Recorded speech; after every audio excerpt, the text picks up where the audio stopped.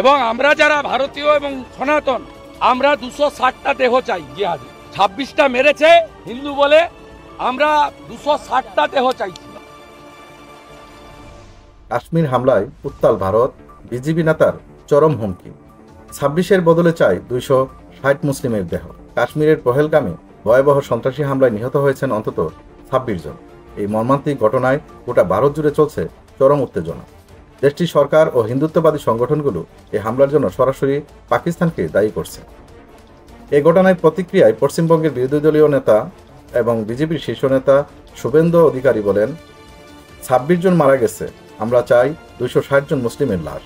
পাকিস্তানকে গাজার মতো ধ্বংস করে মাটির সাথে মিশিয়ে দেওয়া উচিত। এই চরম বক্তব্যের পর দেশ জুড়ে শুরু হয়েছে ব্যাপক সমালোচনা।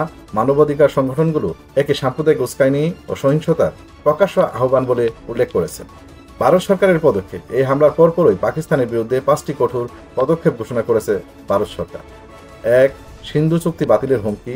2. পাকিস্তানে আটা রপ্তানি বন্ধ। 3. আটারি সীমান্তে দরজা বন্ধ।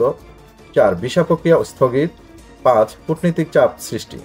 নিহতদের পরিচয় ও প্রতিক্রিয়া। নিহতদের মধ্যে 3 জন ছিলেন পশ্চিমবঙ্গের বেহালা সীমার গুহা এবং পাটুলির বিতান অধিকারীর। মরদেহ নিতে পৌঁছান রাজ্যের মন্ত্রী অরূপ বিশ্বাস। বিমানবন্দরে নিহত বিতানের ছোট ছেলেকে তুলে নেন শুভেন্দু অধিকারী। সেখানে কান্নায় ভেঙে পড়েন বিতানের স্ত্রী।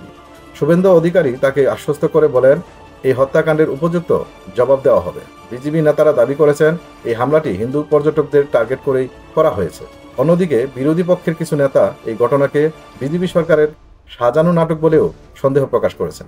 তাদের দাবি, রাজনৈতিক সুবিধা পেতেই এমন হামলার নাটক সাজানো হয়ে থাকতে পারে। কাশ্মীর হামলা নিয়ে গোটা ভারত এখন এক অস্থির সময়ে দাঁড়িয়েছে। পাকিস্তান ভারত সম্পর্কে ফের উত্তেজনার ছাপ স্পষ্ট। আর রাজনীতিবিদদের এমন সাম্প্রদায়িক বক্তব্য পরিস্থিতিকে আরও ভয়াবহ করে তুলছে। এ বিষয়ে আপনার মতামত কমেন্টে জানাতে ভুলবেন না। সাবস্ক্রাইব করুন, আমাদের পাশে থাকুন।